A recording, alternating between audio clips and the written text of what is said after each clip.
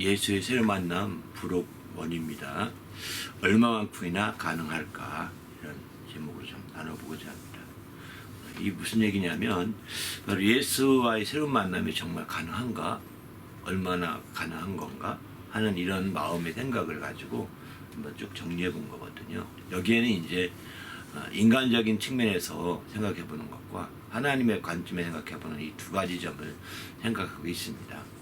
근데 이제 무엇보다도 예수와의 새로운 만남이라고 할 때는 사실 이건 분명한 만남이지만 이제 직접적인 만남보다는 간접적인 만남일 수가 있다는 거죠. 이 표현을 좀 한번 이해할 필요가 있을 것 같습니다.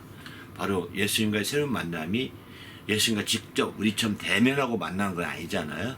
간접적으로 예수님 만났던 사람들을 통해서 이렇게 만나게 되는 어떤 간접적인 그런 상황들이기 때문에 우리가 예수님을 만남을 좀 이해할 필요가 있을 것 같아요. 그러나 그럼 이런 간접적으로 그 만난다고 할 때 그건 어떻게 간접적이냐? 성경을 통해 만나는 거죠.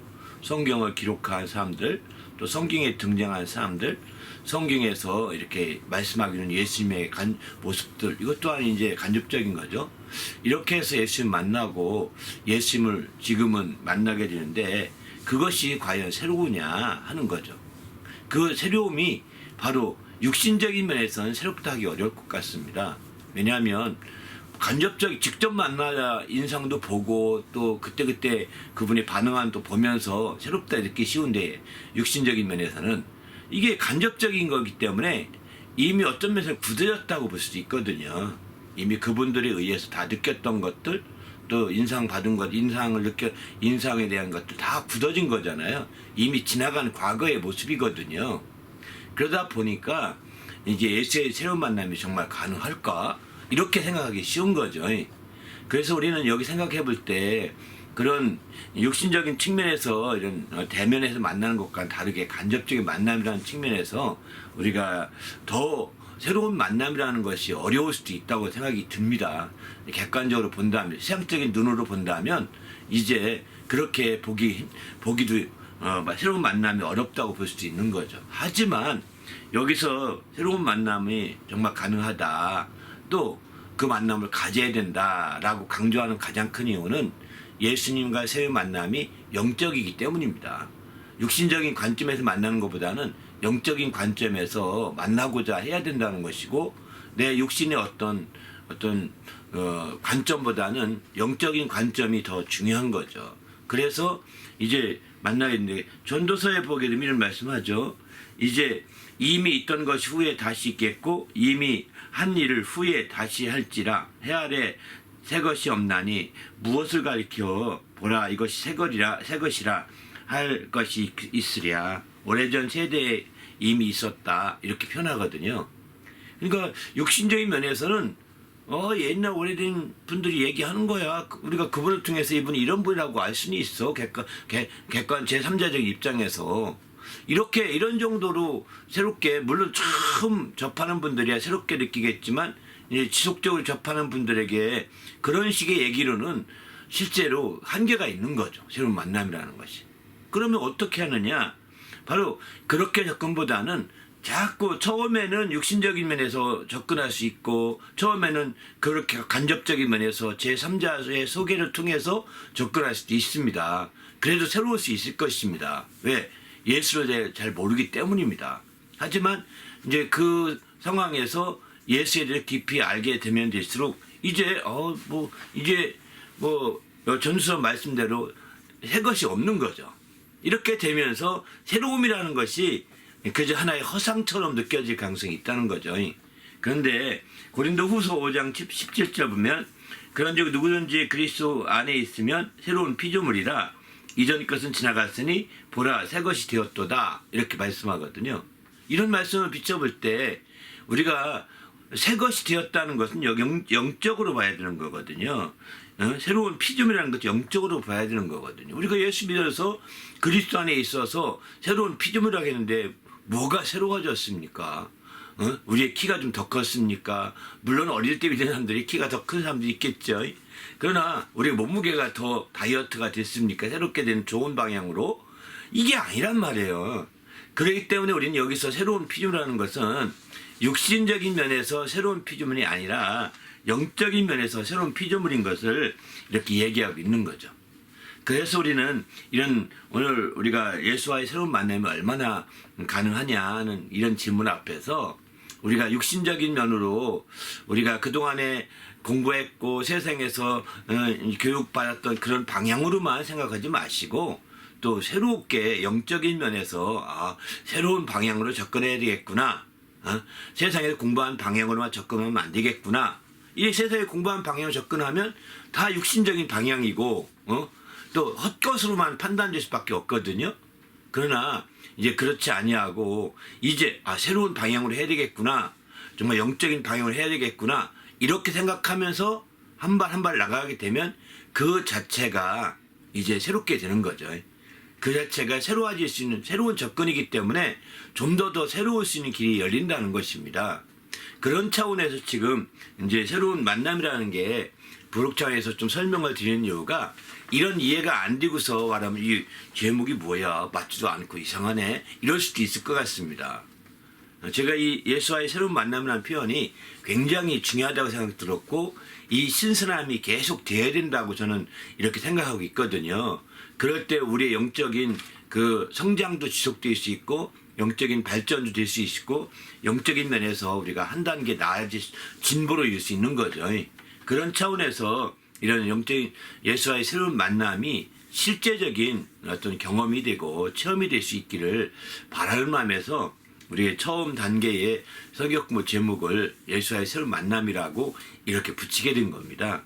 오늘도 마찬가지죠. 이 부록편에서도 이렇게 말하게 된 것도 마찬가지입니다. 우리가 예수의 새로운 만남이 그저 육신적인 눈으로 본다면 뭐 옛날에 했던 거 다시 보는 거고 옛날에 들었던 거 다시 듣는 거고 옛날에 했던 거 읽었던 거 다시 읽는 겁니다. 옛날에 나누었던 성경 구절도 다시 읽고 나누는 거거든요. 이게 뭐 새롭겠습니까? 옛날에 다 했었어. 그 어느 분들 그러더라고요. 교회 옮기면 이제 나 이제 교회 옮기는데 또 새로운 새신자 공부 다시 해야 되겠어요? 이러더라고요. 새신자 공부 다시 하는 게 당연한 것 같이 생각하는 겁니다. 가서 그러면서 무슨 마음 갖겠습니까? 나 이만이 다 한때 했던 거예요. 하면서 속으로 이제 그런 마음을 가지고 보기 시작하지 않겠습니까? 물론 어느 교회나 다시 하는 경우도 있고 그렇지 않은 교회도 있는데 정말 다시 한다고 할 때도 그 새로움이 돼야 되거든요. 그런데 대부분은 다시 한다고 할 때는 새로움보다는 그냥 의례 어떤 통과 절차로만 생각하는 거죠. 그러니까 이렇게 통과 절차, 의례 절차로만 생각하니까 새로움을 경험 못하죠. 시간 낭비일 뿐인 거죠. 그 모든 게 다 노력과 정말 자기 에너지 낭비가 될 수밖에 없는 거예요. 그렇게 되면 그렇게 하기를 하게 되면 다 허탕이 되는 거, 허무하게 느껴지는 겁니다. 우리는 새신자 공부를 2번 하든 3번 하든 4번 하든 10번 하든 허탕이 안 되게 하려면 그것이 육신적인 면에서 하나의 의례 절차나 통과 절차가 아니라 육신적인 면에서 바라보지 마시고 영적인 면에서 내가 바라봐야 되는 거거든요. 하나님이 또 나에게 새롭게 해주실 무엇인가 있나 보다. 이걸 기대하고 나가야 되거든요. 하나님이 나에게 새롭게 하려고 하는 그 무엇이 분명하니까 이렇게 또 하도록 인도해 주시는 거지. 하나님이 주관이 되시고 하나님이 주체자가 되신다고 한다면 그런 기대를 갖고 나가야 되는데 그런 마음이 없어요. 사실 일반적으로는 갖기가 쉽지 않죠. 그러니까 이제 하나의 그 통과 의례만 끝나면 이제 난 맘대로 멤버니까 맘대로다 이런 식이 되기 쉬운 거죠. 그래서 우리는 주님 앞에서 통과 의례의 어떤 형식적인 면, 육신적인 면으로 보지 마시고 모든 것들을 새로운 관점으로 영적인 관점으로 봐야 되는 것이고 이 영적으로 관점을 본다는 것은 곧 하나님이 새로운 어떤 것을 가지고 나를 준비해 주셨나 보다 이렇게 소망을 가지고 기대해야 되는 겁니다. 똑같은 걸 10번 하더라도 하나님이 이번엔 어떤 새로운 것을 가지고 나에게 인도해 주실까? 어떤 새로움으로 나를 지금 이렇게 인도하고 계실까? 이렇게 기대하는 게 분명히 있고 그 기도 제목이 끝날 때까지 기도 제목이 이어져야 된다는 거죠. 그런 기도 제목이 이어질 때 그 1시간이면 1시간, 30분이면 30분 그 시간이 새롭게 느껴지고 체험하게 되는 거죠. 이렇게 새롭게 느껴지고 체험하는 좋은 계기가 되시길 바랍니다. 그래서 우리가 하는 모든 일들이 정말 반복되든 반복되지 아니하든 상관없이 하나님께서 나에게 예비하신 그 새로움들을 경험하게 해달라고, 하나님이 정말 나에게 이끌어 주시고자 하시는 그 새로운 세계를 알게 해달라고, 그렇게 할 때 이제 예수님과의 새로운 만남이 이루어지게 되는 거죠. 그런 접근 자체가 뭐냐면 하나의 영적인 접근이라고 볼 수가 있는 거죠. 이렇게 영적인 접근을 할 때 비로소 우리가 새롭게 우리가 주님을 만날 수 있는 좋은 계기가 된다는 겁니다. 성경을 통해서 만나든, 다른 책을 통해서 만나든, 다른 사람을 통해 만나든, 다른 살아있는 다른 사람이 경험했던 간증을 통해 만나든, 아니면 성경책에 있던 그 인물들을 통해 만나든 다 마찬가지입니다. 누구를 통해 만나든 간에 이제 정말 하나님이 그분을 통해서, 또 이미 2000년 전에 돌아가신 사도들의 어떤 얘기를 통해서 만날지라도 새로움을 경험할 수 있는 길이 열리는 거거든요. 우리도 이런 새로움이 지속될 때 이게 자신이 성장하고 있다는 아주 큰 증거가 되는 겁니다. 어린애들은요 다 새로워가지고, 애들은 다 새롭죠? 애들 노는 데 가보십시오. 막 깔깔대고 웃고 별거 아닌데 웃고 막 다 그런다니까요. 왜? 새로우니까 웃는 겁니다. 막 재미있어 하는 겁니다. 애들이 뭐 하나 하더라도 다 재미있어 하지 않습니까? 왜? 새로우니까. 어른들, 연세 드신 분들이 그 똑같은 거 주면서 한번 해보세요 하면 재미있어 하시나요? 에이, 싫어. 다 했었던 거야. 이러지 않습니까? 늙고 있으니까 그런 거거든요. 성장하고 있으면 뭘 하더라도 새로워요. 계속 새롭게 느껴지는 겁니다. 그러니까 우리 육신의 성장은 어느 정도 제한되어 있더라도 날이 갈수록 이제 육신의 성장은 제한되지 않습니까? 그리고 어느 시점 지나면 이제 노쇠화 되잖아요. 그러니까 우리가 새로움이 없다는 것을 너무 당연시하는 것도 그것 때문이거든요. 육신적으로 접근하면 그럴 수밖에 없는 겁니다. 영적인 접근을 해야 새로움을 경험할 수 있는 이유가, 영적인 것은 노쇠가 없거든요. 영적인 것은 늙는다는 것이 없거든요. 영적인 것은 계속 새롭게 되기 소망하고 새롭게 될 수가 있는 거예요. 그래서 내가 정말 뭘 하든지 새로움을 느껴지겠다면 내가 그래 성장하고 있구나 이렇게 느끼시고, 내가 이게 지루하고 답답하고 이거 또 해야 되나, 이 통과에 꼭 필요한 건가, 막 이런 식으로 생각하면서 억지로 참고 당신이 지낸다고 한다면 아마 당신은 성장하고 있지 않고 노쇠 쪽으로 이렇게 턴을 하지 않았을까, 이런 생각이 듭니다. 그렇게 되면서 느껴지는 하나의 감정적, 다시 말한다면 영적으로 접근하기보다는 육신적으로 접근했던 것이 아닌가, 이런 생각을 합니다. 지금까지 드렸던 말씀을 바탕으로 해서 자기를 한번 진단해 보면서 오늘 말씀 얼마만큼 가능할까 하는 것을 좀 살펴보려고 합니다. 여기는 두 가지 관점인데요. 하나는 인간적인 관점에서 4가지 정도 말씀드리고요. 또 하나님의 관점에서 3가지 정도 말씀드리려고 합니다. 인간적인 관점이라고 표현 쓴 것은 예수님에 대해서 인간적으로 접근하시면서 최대한 접근해 보는 거예요. 이렇게 접근해 보면서 예수님이 이런 점도 있었구나. 예수님 이런 점도 있었구나. 이런 것들을 여러분 한번 좀 성경을 통해서, 다른 것 통해는 한이 없겠지만 성경을 통해서라도 기본 상식 차원이라도 말씀드리고 싶고요. 반면에 이제 공생에 들어가시면서 그분이 하신 말씀이 인간으로는 하기 어려운 말씀을 많이 하시거든요. 인간으로는 하기 어려운 말씀을 하십니다. 그러니까 바로 그것을 이해하려면 하나님의 관점으로 자꾸 보셔야 되거든요. 그러나 이제 앞에 인간적인 관점 보는 걸 다 인간으로 겪을 수 있고 우리가 다 어쩜 느낄 수 있는 그런 부분이에요. 그런데 관심을 안 둬서 몰랐던 부분일 수 있고요. 반면에 하나님의 관점에 보는 이 3가지는 이제 우리가 이해가 안 되는 부분이에요. 인간으로서 예수님이 저렇게 말씀하실까? 예를 든다면 나는 길이요 진리요 생명이다. 내 살을 먹고 내 피를 마셔라. 이런 내 살을 먹고 내 피를 마시라는 말을 우리가 잘 이해하기 어렵거든요. 그러니까 당시의 삶 제자들도 많이 떠났다고 했습니다. 이런 것들을 우리는 어떻게 이해할까? 그런 것들에 대한 우리 이 영적인 관점, 곧 하나님의 관점에서 우리가 이해해 본다면 이렇게 이해해 볼 수 있다라고 한 세 가지를 좀 말씀드리면서 7가지 정도만 간략하게 말씀드리려고 합니다. 서론이 길었죠. 첫 번째는 예수는 호적이 분명하신 분이라는 겁니다. 우리가 호적하게 되면 이게 근대에 와서 이루어진 제도라고 생각하거든요. 호적이. 옛날에는 호적이 없던 걸로 알고 있습니다. 근대에 와서나 호적으로 이제 그 우리가 사람이 태어나면 언제 어떻게 이렇게 생년월일과 다 쓰고 어디서 태어났기 다 이런 게 적어진 게 호적이거든요. 이게 옛날에는 그게 없었었는데 올해와 이제 근대에 와서 발전돼 가지고, 근데 예수님 당시는 근대가 아니라 고대잖아요, 그죠? 지금부터 2000년 전이니까 고대 시대란 말이에요.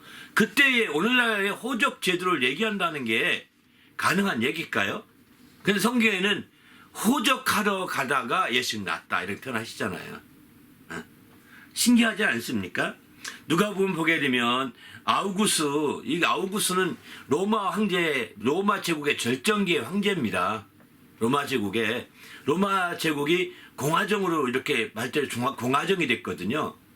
공화정이라는 것은 상속이 아들로 이어지지 아니하고 그 상속되지 아니하고 새롭게 계속 이렇게 성장하게 된 공화정입니다. 그 왕정은 바로 이제 상속이 됩니다. 자녀들에게 상속되는 방향으로 가는 왕정. 근데 공화정의 절정을 이뤄가며 왕정으로 가는 그 지름길에 아우구스투스 황제가 등장하게 됩니다. 아우구스투스라는 것은 존경한다 이런 의미가 있다고 그러거든요. 존경받는 자라는 뜻이라고 하거든요. 그런데 원래 이름은 옥타비아누스죠. 옥타비아누스인데 이 사람이 아우구스투스라는 이름 존칭을 받게 되지 않습니까? 그런데 이 사람 시대에 이제 호적제도가 만들어진 거예요. 절정에서. 그래서 호적하라고 명령이 내리니까 로마 제국 전체 호적하러 가는 거예요. 그래서 호적하러 갈 때 누가 호적하러 가겠습니까? 예수를 낳을 거를 예상했으면 호적하러 못 가겠죠. 예수를 낳으려고 낳을 것을 생각 못했던 것 같아요. 어쩌면. 근데 호적하러 가서 어쩌면 날짜가 임박해서 갔을지도 모르겠습니다. 여기에 놓치면 호적할 수 있는 기회가 없기 때문에 안 되겠다. 그래서 요셉이 다윗의 지파의 후손이거든요. 그러니까 요셉과 마리아가 호적하러 가게 되는 거죠. 호적 제도가 없었는데 호적하러 가는데 때마침 예수도 낳은 거예요. 그러니까 예수가 나니까 예수 때문에 호적하러 간 것이 아닙니다. 예수님 때문에 호적하러 간 것이 아니라 바로 자기 지파에 가서 호적하라는 명령이 떨어져서 요셉은 다윗 지파의 후손이기 때문에 다윗 지파가 살던 베들레헴으로 가서 호적하려고 간 거죠. 그런데 아마 두 가지 중에 하나일 것 같아요. 예수를 낳을 생각을 못하고 호적하러 간 거죠. 그런데 아마 조기 출산했는지도 모르겠습니다. 그런 표현 안 나오지만. 왜냐하면 하나님께서는 그 호적하는 제주에 예수를 올리고자 했던 거예요. 조기 출산하지 않았더라면 아마 날 기한이 찼는데도 불구하고 빨리 해야 된다. 안 가면 안 된다. 이래가지고 빨리 갈 수밖에 없는 상황이 있었고, 그러다 보니까 공교롭게도 거기서 낳게 된 거죠. 근데 빨리 가다가 중간에 날 수도 있지 않습니까? 그죠? 베들레헴까지 못 가고.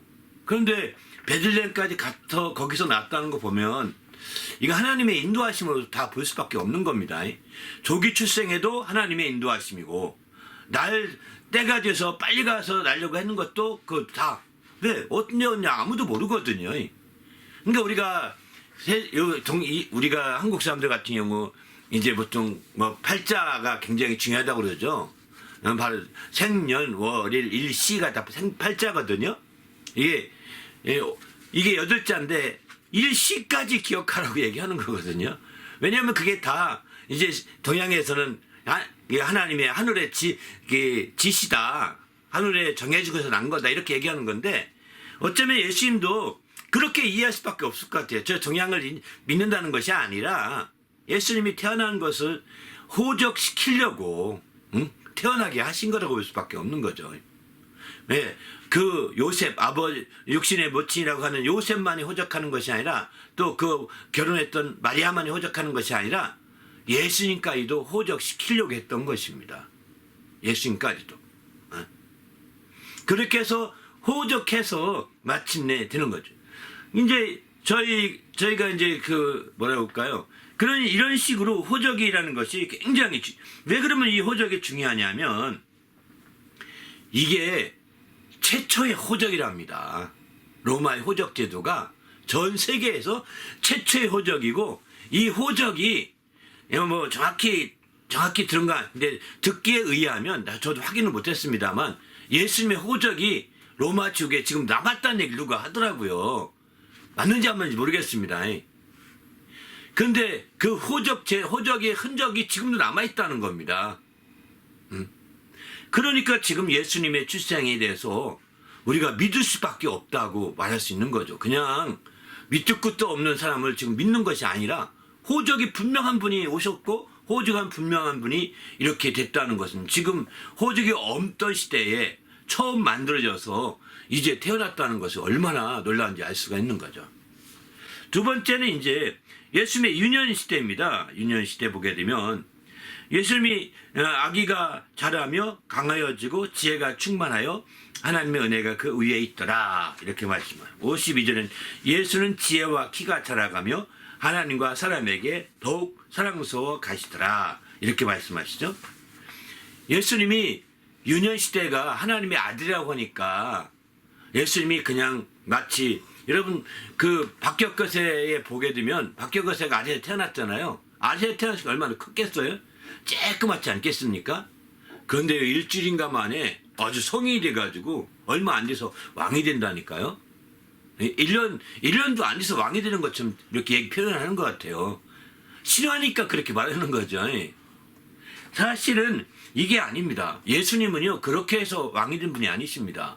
그렇게 해서 된 분이 아니시고 그가 지혜도 자라고 키도 자라갔다는 거예요. 아기가 자라며 강하여지고 지혜가 자라고 키도 자라갔다는 거예요. 그는 우리 사람들과 똑같은 절차를 통해서 엄마 뱃속에서 9달 넘게 있었고 또 태어나서 아기가 그대로 자라갔던 키도 그렇게 자라갔고 또 그의 지혜도 함께 자라갔더니 하나님의 아들이니까 지혜가 출중해서 태어나자마자 IQ가 200 넘었을까요? 아니라는 겁니다. 태어나자마자 그분이 히브리말을 덜덜덜 읽고 당신의 라틴말도 다 읽고 막 이게 아니라는 거예요. 또 당시에는 아람어도 있었고 히브리말도 있었고 이제 헬라어도 있었고 여러 개 말이 막 공연에 썼는데 이거 3개국을 동시에 다 한 게 아닙니다. 그분은 지혜가 자라갔다는 것입니다. 인간적인 인간을 우리는 꼭 보셔야 됩니다. 그래서 우리가 이제 하나님이 아기가 자라가면서 강해지되 지혜도 자르고 키도 자라지고 이렇게 해서 하나님과 사람에게 사랑스러웠다. 사랑스럽다는 건 뭐냐? 애가 예쁘게 커나가는 게 사랑스럽잖아요. 정말 얼마나 예뻤으면 그 아이가 사랑을 받겠습니까? 주위의 사람들에게. 하나님께 사랑받는 건 말할 것도 없고 사람들에게 사랑스러워졌다는 것은 굉장히 중요한 문제거든요. 이런 문제를 여기는 눈여겨볼 수가 있는 거죠. 그리고 그가 이제 마침내 성장해서 12살 되던 해 모든 일을 했습니다. 이렇게. 그리고 성인식을 합니다. 12살 되던 애에게 이스라엘에서는 성인식 한다고 그래요. 남자는 13살, 여자는 12살 되면 성인식 한다고 얘기하더라고요. 그래서 예수님이 당시에 12살 되던 해 예루살렘에 올라갔던 것도 이제 성인으로 성인식 하려고 당시에 올라갔던 것으로 이렇게들 흔히들 얘기합니다. 이렇게 해서 만 12살 올라갔으니까 우리말 13살 될 수 있고 12살 될 수 있고 어떻게 해석할 수도 있거든요. 그러나 어떤 이렇게 성인으로 이제 그 이스라엘의 유대 법으로 성인으로 하는 모든 절차를 그대로 다 밟았다는 겁니다. 그렇게 해서 밟아서 올라갔던 거죠. 근데 그날에 해프닝이 생긴 거죠. 성인식 되면서부터 딱 해프닝이 생겼죠. 어떤 해프닝이죠? 우리가 알다시피 성인식이 딱 끝나고 나서 이제 따라오려냐고 갔는데 안 따라왔어요. 그리고 집에 와서 야 예수야 이제 집에 없어요. 아무도 없어요. 따라오지 않았죠. 가면서 찾았는 데가 없어요. 또 거꾸로 이제 올라간 거예요. 나사렛부터 올라가서 에스라엘까지 올라가서 한 걸어서 그럭저럭 한 3, 4일 걸린다고 그러거든요. 빠르냐? 늦으면 한 일주일 걸리고요. 예, 그렇게 올라가서 아무리 주위에 가면서 찾아봐도 없고 여기 그런 사람 찾아봐도 없고 그렇습니다. 그래서 올라가 예루살렘까지 성전까지 가서 보니까 거기에서 그 며칠 동안 얘기하고 있는 거예요. 그때 예수께서 말씀하십니다. 아니 내가 이제 내 아버지 성인이 됐고는 없습니다. 안 나옵니다. 내가 내 아버지 집에서 함께 있는 게 당연하지 않느냐, 왜 찾으셨느냐, 이렇게 오히려 거꾸로 반문하거든요. 그 얘기를 마리아는 마음에 두었더라, 이렇게 성경에 기록되고 있습니다.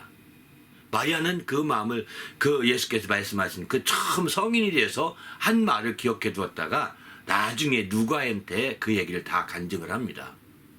누가가 그걸 받아서 기록한 것이 누가복음에 나오는 그와 같은 내용인 거죠. 이렇게 예수님의 유년 시절은요, 이렇게 성장한 거예요. 그리고 그가 애굽에 잠깐 들렸었지만 나사렛에 가서 성장하게 된 거죠. 왜? 나사렛 예수라고 표현하게 된 것도 나사렛에서 성장하게 된 건데, 원래 나사렛은 자기 마리아가 살던 고향이었고, 또 자기 육신의 아버지 부친이라고 하는 요셉이 살던 곳이 거기였거든. 견해 살던 곳이. 그러다 보니까 그곳으로 돌아올 수밖에 없었던 거죠. 그래서 마침내 거기에 살다가 했는데, 사실 이것은 성경을 응하게 하시려 하나님의 인도하심이기도 하죠. 성경에 바로 나사렛에서 태어난다고 하는 이런 표현들이 나오니까요. 아무튼 이렇게 주님 안에서 이런 모든 것들이 다 유년 시절에 이런 디테일한 절차를 통해 성장했다는 것을 생각하셔야 됩니다. 요즘에는 뭐 하도 IQ 태어나자 천재 영재 막 이러면서 이런 사람 찾아내지 않습니까? 그러니까 어릴 때부터 예수님이 그런 분이 아니었다는 것을 분명히 알아야 될 것 같습니다. 그럼 청년 시절은 어땠을까요? 예수님 청년 시절. 청년 시절은 이제 공교롭게도 거의 이 문 닫혀 있습니다. 청년 시절을 말하니까 이상한데, 예수님이 12세 이후 성인이 됐다고 그러죠. 그러면 12세 이후를 사실 청년이라고 볼 수 있는 거거든요. 유대인의 어떤 관점에서 본다면, 왜? 성인이 있으면 다 청년인 거죠. 성인식을 끝났으니까 그때부터 청년인데, 공교롭게도 그때 12세 이후에, 그리고 예수님이 30세쯤 되어서 침례받고 공생애를 들어섰죠. 그때까지는 성경에 대부분의 기록이 없습니다. 사복음서 어디에도 그런 기록, 그 사이의 기록을 자세히 말한 것이 없습니다. 성경은 그래서 예수님의 청년 시절은 침묵하고 있다, 이렇게 얘기도 합니다. 왜 침묵하였을까요? 이런 생각이 드는 거예요. 왜 침묵하였을까요? 저는 여긴 침묵하였다라고 그 부분은 좀 답은 좀 이따 말씀드리더라도, 이제 예수님의 청년 시절에 무엇을 어떻게 살았을까 하는 것을 엿볼 수 있는 몇 가지 말씀이 있습니다. 하나는 예수님이 목수일을 했다라고 마가복음 6장 3절에 이렇게 말합니다. 이 사람이 마리아의 아들 목수가 아니냐? 그러니까 예수님의 청년 시절에 목수일을 하면서 도왔던 것을 경험했던 사람들이 많이 있었던 것 같습니다. 예수님이 그러니까 청년 시절 어디 가서 배우느라고 유학 갔다 하는 얘기는 거짓말일 수 있거든요. 뭐 어떤 사람들은 막 예수님이 그 불교를 배우려고 저 마호메트 어디 인도까지 갔다 왔다 그 사이에 뭐 이렇게들 얘기하는데, 그거는요 하나의 소설인 거예요. 소설. 옛날부터 떠도는 이상한 소설에 불과한 거예요. 근데 분명히 성경에서는 자세히 안 나오지만 목수가 아니냐 이 말 본다면, 그가 목수로서 일함으로 많은 사람이 경험했던 좋은 그런 좋은 경험들이 쌓이지 않았을까. 그러니까 알아보는 거 아니겠습니까? 이런 거죠. 더 나아가서는 이제 예수님 이런 누가복음 4장에 보면 이런 말씀도 하십니다. 이제 그들이 그를 증언하고 그 입으로 나오는 은혜로운 말로 놀라게 여겼다 그랬거든요. 누가복음 4장에 나오는 이 말씀은 예수께서 이제 침례받고 올라와서 처음으로 공생에 들어갔을 때 이제 그 회당에 나사렛 회당에 들어갑니다. 나사렛 고향이죠. 고향에 있는 회당에 들어갔는데, 거기 이제 때마침 예수가 성경 읽을 차례가 됐나 봅니다. 그래서 예수가 성경 읽으라고 회당장이 딱 성경을 펴놓고 갔습니다. 그러니까 펴놓은 게 공교롭게 이사야서의 말씀이에요. 이사야서 말씀인데 그 말씀을 탁 주님이 읽으면서 나서 이 모든 말씀이 지금 이루어졌느니라 이렇게 선포하면서 내려오는 거예요. 그러니까 그 은혜, 그 앞뒤 말씀 설명하는 그 얘기를 들으면서 놀라게 여기는 거죠. 이 은혜로 말을 놀라게 여기는. 왜 놀라게 여겼을까요? 예수님이 많은 공부를 안 했던 것 같습니다. 여기서 공부를 그 당시에 회장장이나 당시에 많은 랍비들처럼 공부를 하지 않았던 것 같거든요. 그런데도 성경을 읽자마자 주저없이 말하면서 그것이 이루어졌느니라 하면서 이렇게 말하니까 저가 공부도 하는데 어떻게 저걸 알았지? 어떻게 하면서 이렇게 놀랐던 것이 아닌가. 여기서 하나의 이제 추측해 볼 수 있는 거죠. 여기서도 이렇게 추측해 볼 수 있는 거죠. 이렇게 예수님께서 행하셨던 이 모든 것들을 본다면 이렇게 두 가지 측면에서 성경에서는 추측해 볼 수 있고 나머지는 이제 알 길이 없습니다. 여러분이 또 성경 읽다가 이와 같은 부분이 생각나시면 알려주면 좋을 것 같습니다. 또 한 가지는 더 있어요. 3장 21절 보게 되면 아마 예수님의 청년 시절에 친족과의 관계가 굉장히 돈독했던 것 같습니다. 가족 관계죠. 가족이라는 중에서 친족은 8촌까지가 친족이라고 그러거든요. 8촌까지 친족이라고 하니까 예수로부터 8촌까지 8촌 관계가 굉장히 돈독했던 것 같습니다.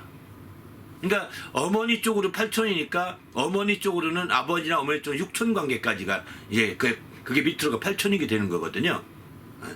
그런 정도로 굉장히 친족했는데 왜 그걸 알 수 있느냐? 마가복음 3장 21절 보게 되면 이렇게 말씀. 예수의 친족들이 듣고 예수가 뭐 들었느냐? 예수가 미쳤다는 소리 듣습니다. 귀신을 쫓아낸다. 귀신의 왕 바알세불 힘을 쫓아낸다고 하면서 막 사람들이 다 말하니까 그 말을 듣고 쫓아온 거예요. 그를 붙들러 나오나 이렇게 표현하죠. 예수의 친족들이 듣고 그를 붙들러 나오나 이는 그가 미쳤다 하밀러라 이렇게 표현하거든요.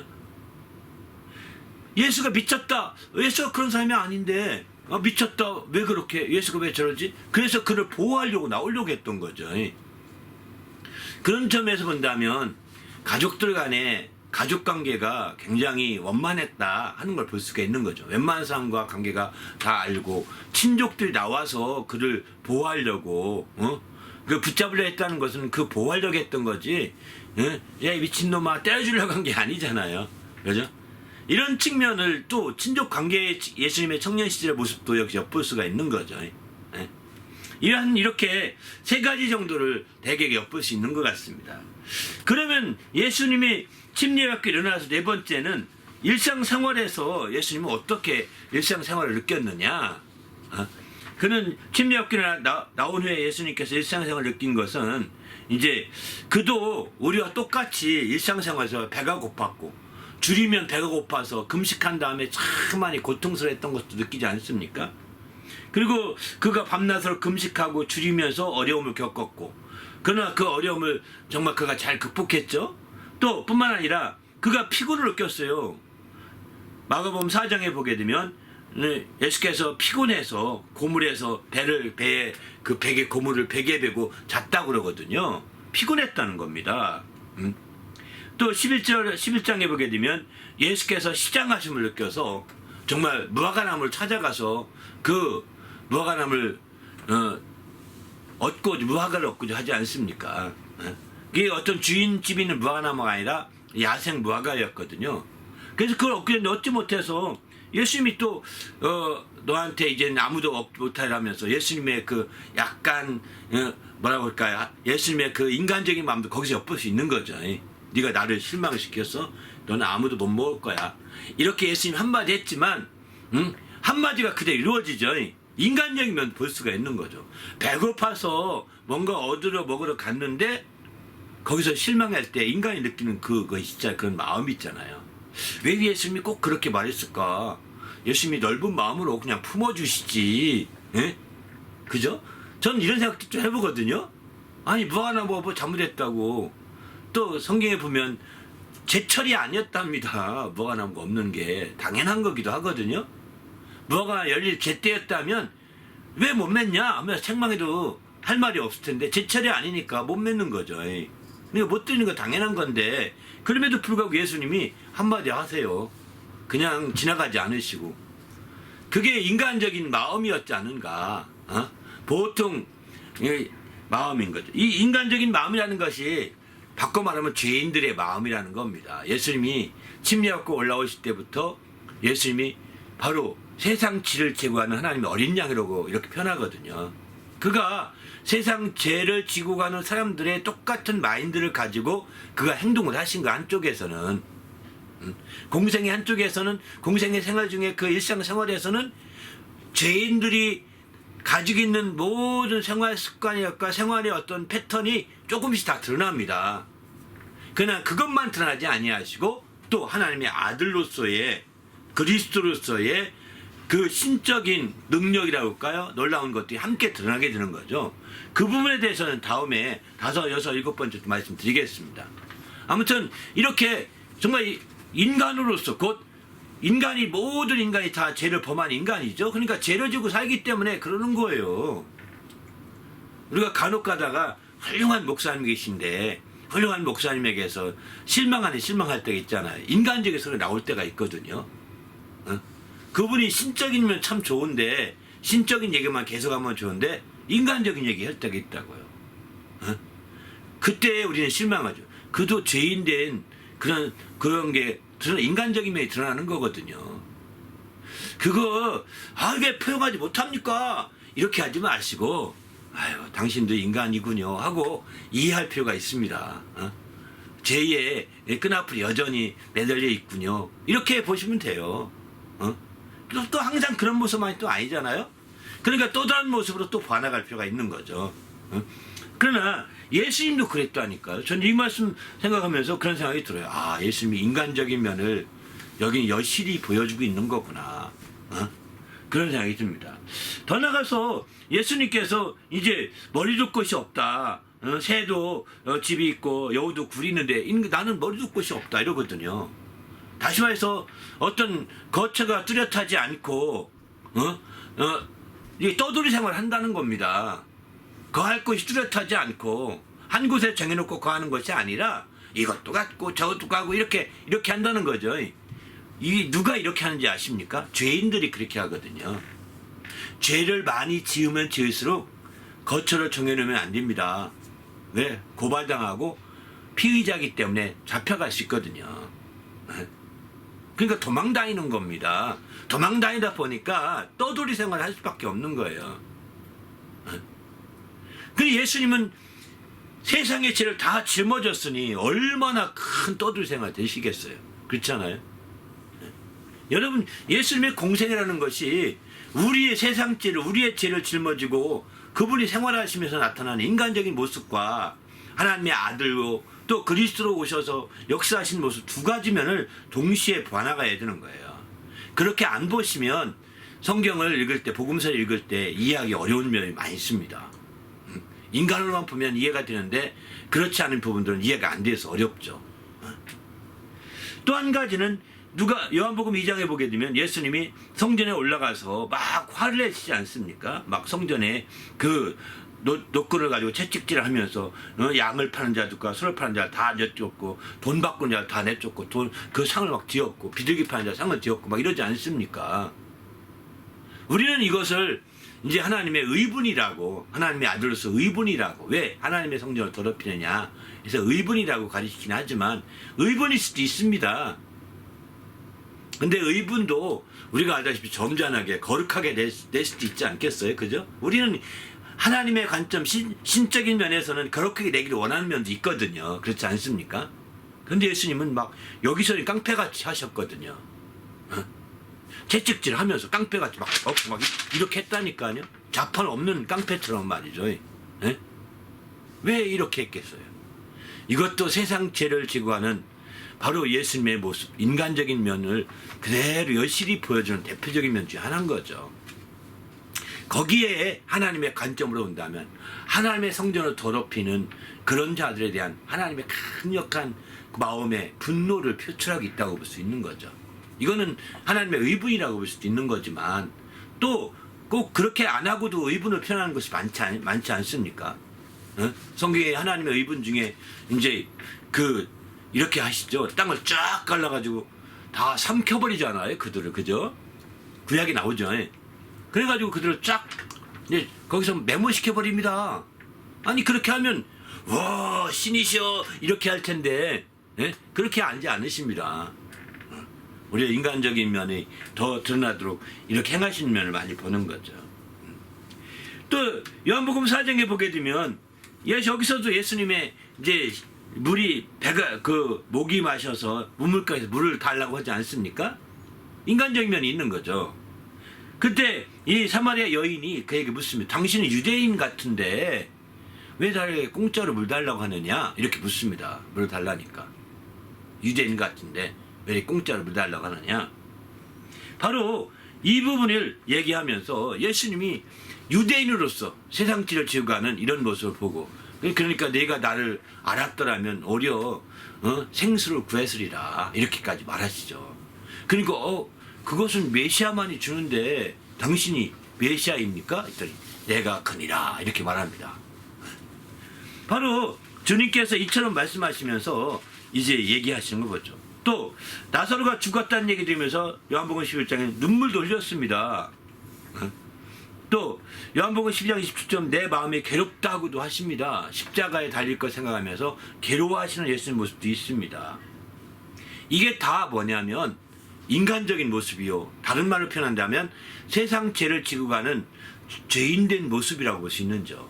인간은 다 죄인인데 그 인간적인 모습이 예수님을 통해서 문득 100%쭉 이어서 드러나는 것이 아니고 부분 드러나 있다는 것입니다. 우리는 그런 부분을 가지고 예수님에 대해서 아주 부정적으로 보는 사람이 굉장히 많거든요. 그리고 그런 부분만 강조해서 예수님도 인간이었어. 그런 인간을 믿어요? 이렇게 하면서 오히려 예수님을 왜곡시키죠. 아닙니다. 그분이 그렇게 하신 것은 그렇게 안 하셔도 되는 분인데 그분이 그렇게 하셨던 것은 우리 죄 때문에 우리 죄를 짊어지고 가는 공생을 사셨기 때문인 거죠. 여기서 우리는 예수님에 대해서 그런 모습만 봐서는 안 되는 거죠. 다섯 번째는 예수님의 공생애를 통해서 우리에게 말씀하신 거죠. 그렇지 않은 모습. 여기서 우리가 발견돼야 되는 거죠. 첫째는 예수님이 나는 생명의 떡이다 이렇게 말씀하죠. 나는 세상의 빛이다 이렇게 말씀합니다. 나는 양의 문이다. 나는 길이다. 진리요 생명이신 길이다 이렇게 나는 참포도나무다. 이렇게 나는 처음부터 너에게 말하여 온 자다. 또 나는 왕이니라 이렇게 말씀하시고 그 외에도 또 세가에서 말씀하시는데 나는 선한 목자다 이렇게 말씀하시고 또 인자는 안식일의 주인이다. 인자는 아버지 하나님께 인치신 자다 이렇게 말씀하십니다.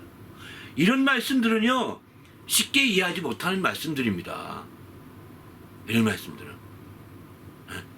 이런 말씀에 대해서 자세히 알기 원하시면 바로 이 예수와의 새로운 만남 1과 제1과를 꼭 들어보시길 바랍니다.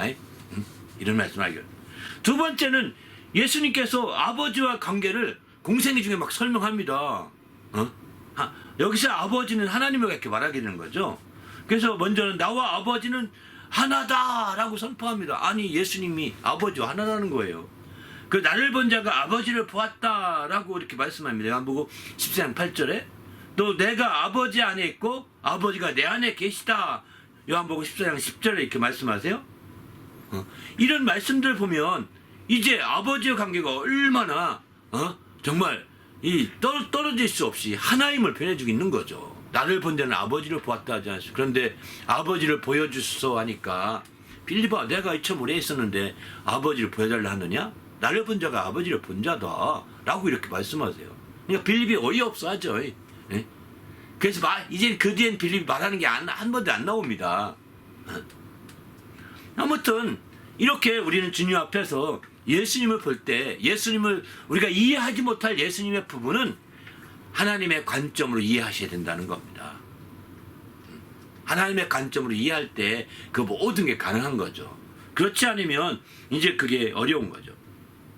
세 번째는 네 번째죠. 창세전에 아버지와 함께 갔던 영광이 있었다고 합니다. 나는 창세전에 아버지와 함께 갔던 영광이 있다. 이제 그 영광으로 영화롭게 하옵소서라고 요한복음 17장에서 이렇게 기도하거든요. 10장 11절이나 12절도 그렇게 말씀하십니다. 또 이제 내게 주신 아버지 이름이다. 그 예수님의 이름이 아들을 낳은 이름을 예수라 하라. 가브리엘이 그렇게 가르쳐준 바가 있어서 마침내 이제 예수라 이름을 지었거든요. 근데 그 이름이 내게 주신 아버지 이름이다. 그것은 이렇게 말하겠는 거예요. 이제 내가 가진 예수라 이름은 아버지 이름이었는데 그것을 내게 주신 것이다. 이렇게 말씀하겠는 거예요. 그래서 나는 아버지의 보내신 자다라고 이렇게 강력하게 얘기하고 있는 거죠. 나는 아버지의 보내신 자요. 나는 아버지의 이제 그 아들이다. 이렇게 얘기하고 있는 겁니다. 바로 일곱 번째는 그 부분에 대해서 이제 얘기하고 있습니다. 바로 예수님이 그래서 나는 아버지의 보내신 자다라고 이것은 믿게 해달라고까지 기도합니다. 요한복음 17장 21절 보게 되면 내가 아버지께서 날 보내신 것을 믿게 하옵소서. 세상 사람으로 하여금 다 믿게 하옵소서. 막 이렇게 기도까지 하시거든요. 근데 내가 아버지의 아들인 것은 믿게 하옵소서라고 이런 기도는 안 하셨어요. 내가 아버지의 보내신 것은 믿게 하옵소서라고 기도하셨거든요.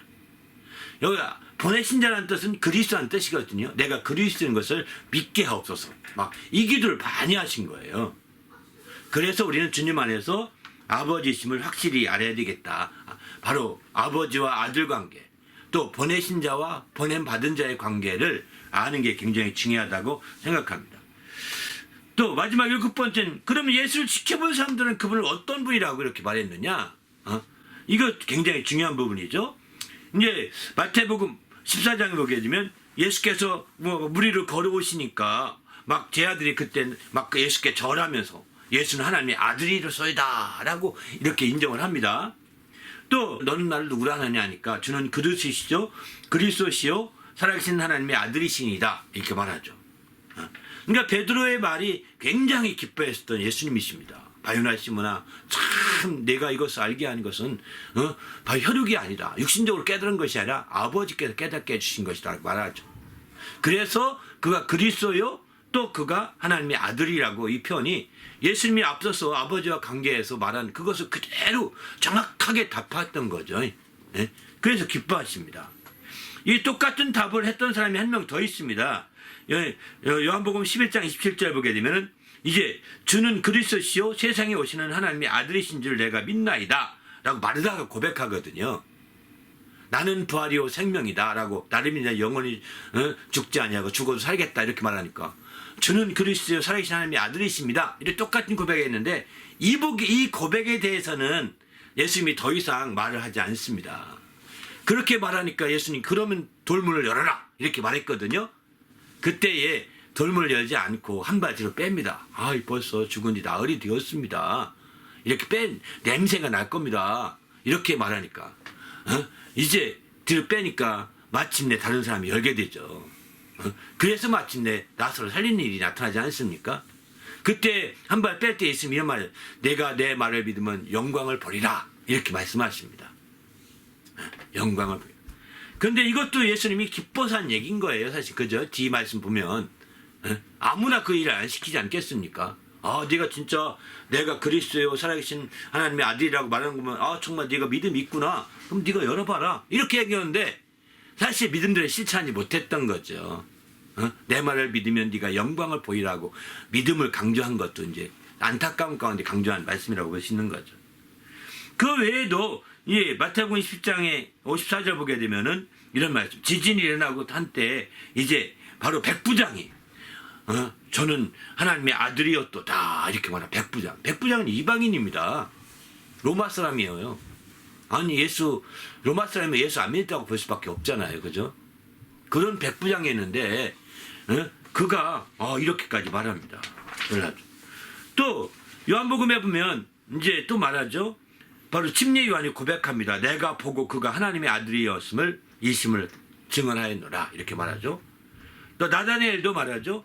당신은 하나님의 아들이시요 당신은 이스라엘의 임금이로소이다. 나다나엘이 이렇게 말합니다. 또 이제 요한복음의 20장 28절 보게 되면 도마가 또 말합니다.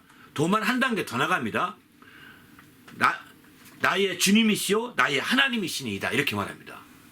하나님이라는 거예요. 하나님의 아들이라는 거 쉽게 알 수 있지만 당신은 하나님이라는 거예요. 부활하신 후에 만난 예수님을 가르쳐서. 왜? 부활하시고 이렇게 손자 못자국을 다 보여주고 창정을 보여주시니까 나의 하나님이십니다. 왜? 하나님이 아니면 부활할 수 없다고 생각했던 것 같아요. 그러니까 아들이라고 표현하기에는 너무 강력한 깨달음이 온 거죠. 나의 하나님이십니다라고 심지어 이렇게까지 고백을 합니다. 이런 고백들을 본다면 이게 그저 이 사람들이 다양한 사람들이거든요. 쟤들만 한 얘기가 아닙니다. 다양한 상황 속에서 이렇게 얘기하고 있는 거거든요. 그런 것을 본다면 우리가 이들과 같이 성경을 진지하게만 본다면 성경을 복음서를 아주 깊이 있게 깨워서 본다면 우리도 똑같은 이와 같은 고백을 할 수 있을 거라고 확신합니다.